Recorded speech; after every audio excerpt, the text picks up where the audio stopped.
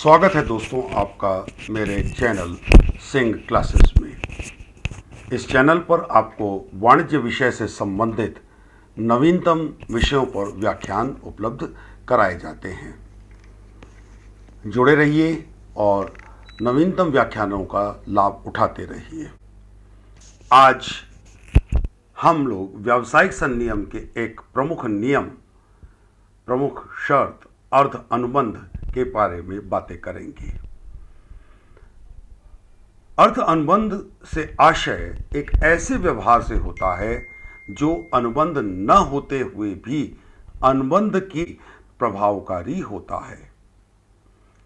अर्ध अनुबंध इस मान्यता पर आधारित है कि प्राप्त किए गए लाभ के विपरीत भुगतान तो किया ही जाना चाहिए। ऐसे व्यवहारों का वर्णन भारतीय अनुबंध अधिनियम की धारा 68 से 72 68 to 72 के अंतर्गत किया गया है। अर्ध अनुबंध वास्तव में अगर देखा जाए तो सामान्य अनुबंध से केवल इस बात पर भिन्न होते हैं कि इसमें एक वैध अनुबंध के किसी आवश्यक लक्षण की कमी होती है। बावजूद इसके इनको एक वैध अनुबंध की श्रेणी में रखा जाता है, क्योंकि मैंने जैसा पहले बताया कि इस नियम का आधार है कि यदि आपने लाभ प्राप्त किया है तो आपको उसका भुगतान करना ही होगा। तो स्पष्ट रूप से कहें या नटशेल में कहें तो जहां किसी व्यवहार में, किसी अनुबंध में पक्षकारों के बीच अनुबंध न होते हुए भी, यानी कि प्रस्ताव और स्वीकृति न होते हुए भी अधिनियम के द्वारा अनुबंध विद्यमान समझा जाए तो ऐसे व्यवहार को अर्ध अनुबंध या गर्भित अनुबंध कहा जाता है। मैंने जैसा बताया कि इसमें एक सामान्य वैध अनुबंध की किसी न किसी विशेषता की कमी होती है। तो अगर देखा जाए तो ऐसे कौन से अनुबंध होंगे जो कि अनुबंधों की शर्तें पूरी न करते होने के बावजूद उन्हें हम अनुबंध की श्रेणी में रखते हैं। मैंने जैसे बताया धारा 68 सेक्शन 68 से सेक्शन 72 तक, 68 से 72 तक ने इस बात का वर्णन किया गया है। तो धारा 68 सेक्शन 68 असमर्थ व्यक्तियों की आवश्यकताओं की पूर्ति यदि आपने की है तो चाहे उस असमर्थ व्यक्ति ने अपनी सहमति दी हो या न दी हो या सहमति देने की अवस्था में ना हो, आप अपने अनुबंध को पूरा करने के लिए समर्थ होंगे। यहां पर ध्यान देने वाली बात है, समझने वाली बात है। एक उदाहरण के रूप में मान लीजिए कोई व्यक्ति सड़क पर बेहोश पड़ा हुआ है, दुर्घटनाग्रस्त हो गया है। उस व्यक्ति की तात्कालिक आवश्यकता है कि उसको अस्पताल में ले जाया जाए। यदि कोई व्यक्ति उस व्यक्ति को जो सड़क पर बेहोश पड़ा है अस्पताल ले जाता है और वहां ले जा करके उसका इलाज करवाता है, तो स्वस्थ होने के उपरांत वह व्यक्ति ये कह करके उस व्यक्ति का जो उसे अस्पताल ले गया भुगतान करने से मना नहीं कर सकता कि साहब मैंने तो नहीं कहा था तुमको लेकर के आने के लिए, मैंने कब प्रस्ताव किया था, आपने कब स्वीकार किया, लाओ वो कागज दिखाओ। ऐसा कुछ नहीं हो सकता।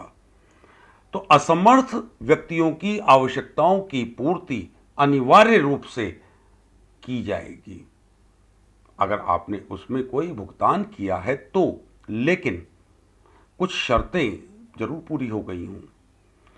असमर्थ व्यक्ति वास्तविक रूप से असमर्थ हो। दूसरा, असमर्थ व्यक्ति की जिस आवश्यकता की आपने पूर्ति की है वो वास्तव में जीवन रक्षक हो, असमर्थ व्यक्ति की आवश्यकता हो। और वह आवश्यकता पूर्ति उस व्यक्ति के जीवन स्तर के अनुरूप हो। हम लोग तो सीधी सी बात क्या रहेगी, तो हम दोबारा इस पॉइंट को हम बात भी कर सकते हैं कि असमर्थ व्यक्तियों की आवश्यकता की पूर्ति करने के लिए यदि कोई आपने खर्च किया है, किसी प्रकार का कोई पेमेंट किया है, तो आप उस पेमेंट को प्राप्त करने के अधिकारी होंगे।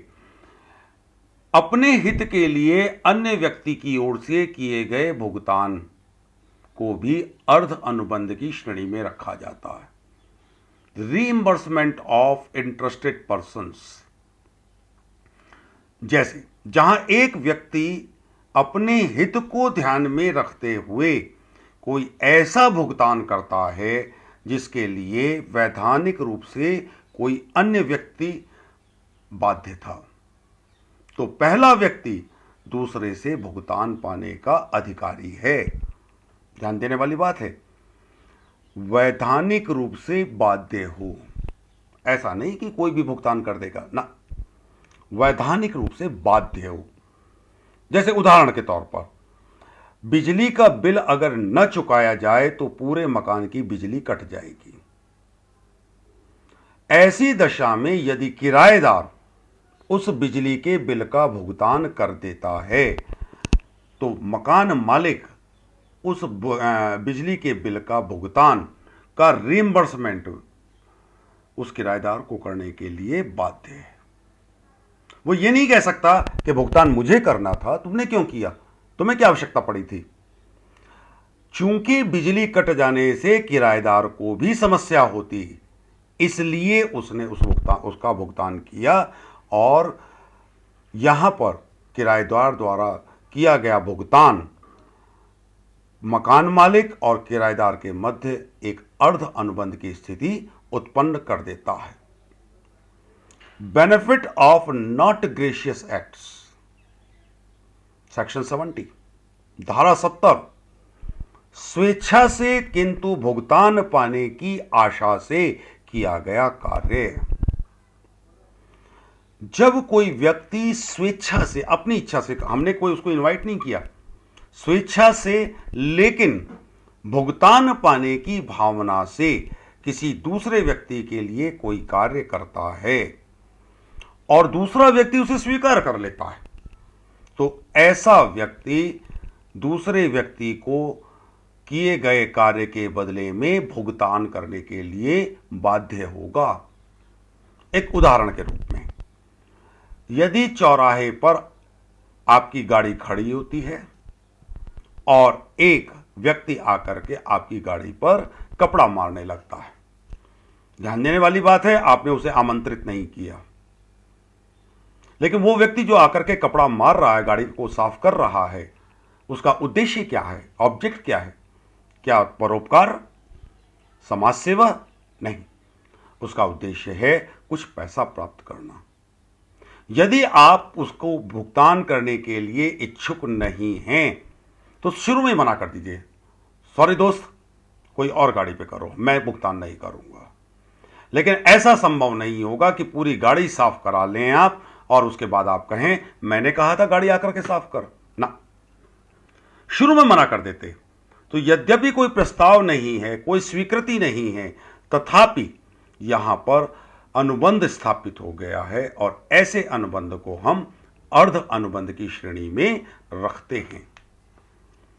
माल पाने वाला, फाउंडर ऑफ गुड्स, सेक्शन 71, धारा 71 के अनुसार अगर कोई व्यक्ति कुछ माल पड़ा हुआ पा जाता है, यानी कि लॉस्ट एंड फाउंड जिसको कहते हैं, किसी पड़े हुए माल को पा जाता है और उसको अपने अधिकार में कर लेता है, तो जैसे ही वह व्यक्ति उस माल को अपने कब्जे में लेता है, माल किसका है पता नहीं, अननोन, आपने उसे उठा लिया, जैसे ही आपने उठाया तुरंत आपका दर्जा निक्षेप ग्रहीता का हो गया और आपके और उस अननोन, जिसको आप जानते ही नहीं, उस अननोन व्यक्ति के बीच में एक अनुबंध स्थापित हो गया। इस अनुबंध के मुताबिक आप उसको वह खोया पाया माल वापस करेंगे और इस माल की रख रखाव पर यदि कोई खर्च हुआ है तो उस खर्च को उससे रिइंबर्स कराएंगे। उदाहरण के रूप में आप कहीं चले जा रहे थे, आपको किसी का एक पर्स मिल गया, आपने उस पर्स को उठाया और उसमें देखा 10,000 रुपए पड़े थे। जिस व्यक्ति का वो पर्स था उसका आधार कार्ड पड़ा था। आपने देखा, पाया कि आपके निवास से 2 या 4 किलोमीटर की दूरी पर उसका निवास है। आपने ऑटो किया और वहां पर उनका पर्स लौटाने पहुंच गए। अब यहां पर देखिए, ऑटो का किराया ओरिजिनल मालिक ने, उस व्यक्ति ने आपसे नहीं कहा कि आप ऑटो में लौटाने आए, लेकिन आप ऑटो से गए हैं। आप उस ऑटो का किराया प्राप्त करने के अधिकारी हैं। कोई प्रस्ताव नहीं है, कोई स्वीकृति नहीं है, तथापि कानून ने इसको अर्ध अनुबंध की श्रेणी में रखा। गलती से अथवा उत्पीड़न पर अधिक धन का भुगतान कर दिया जाने पर जहां एक पक्षकार, धारा 72 क्या कहती है, सेक्शन 72, जहां एक पक्षकार ने दूसरे पक्षकार को गलती से या उत्पीड़न के अधीन कोई वस्तु या धन दे दिया है तो दूसरा पक्षकार उस धन को या उस वस्तु को लौटाने के लिए बाध्य होगा। उदाहरण के रूप में आप बाजार गए, आपने 600 रुपए का कुछ सामान खरीदा, 2,000 रुपए का नोट आपने उसको दुकानदार को दिया, दुकानदार को 1,400 रुपए लौटाने चाहिए। दुकानदार ने गलती से 1,400 रुपए की जगह आपको 1,600 रुपए लौटा दिए। गलती थी, आपने चुपचाप जेब में अगर रख लिया तो आप अपने दायित्व से बच नहीं सकते, क्योंकि आपको गलती से अतिरिक्त धन का भुगतान प्राप्त हुआ। अतः अनुबंध अधिनियम की धारा 72 के अनुसार, सेक्शन 72 के अनुसार आप बाध्य हैं इस अतिरिक्त रकम को लौटाने के लिए। तो दोस्तों, आज हमने पढ़ा अर्ध अनुबंध के बारे में। जुड़े रहिए मेरे चैनल से। सब्सक्राइब का बटन नीचे दिया हुआ है, उसको जरूर दबाइए। एक कमेंट मुझे आगे और वीडियो बनाने के लिए प्रेरित करते हैं। धन्यवाद।